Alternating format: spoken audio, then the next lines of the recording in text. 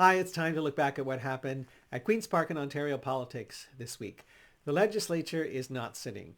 We're waiting for a budget from the government. Normally it comes in March, but that deadline was extended to April the 28th by legislation.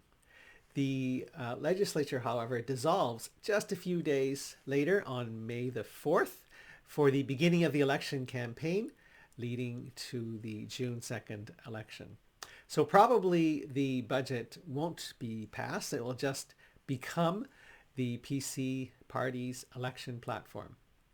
This week there was a funding announcement for a Honda electric vehicle plant. The federal government and the Ontario government each pledged about 10% of the $1.4 billion cost of retooling a Honda plant in Ontario to produce electric vehicles. It's a welcome reversal from this Doug Ford government that removed some EV charging stations earlier in their mandate and got rid of the Liberal EV rebate. Now they're actually installing EV chargers in different places in Ontario. The Ontario Liberal leader Stephen Del Duca promised to reinstall an up to $8,000 rebate for cheaper electric vehicles up to about $60,000 and also $1,500 for the all-important charging equipment. This is just a first step in changing how we get around in Ontario to stop burning gas, to stop burning gasoline and being hostage to high gasoline prices.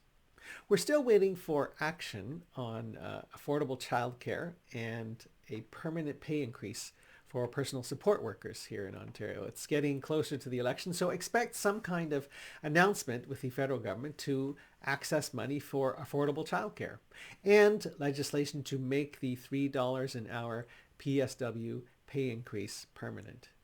Given the delay in reaching an affordable childcare agreement, Ontario is the last holdout province.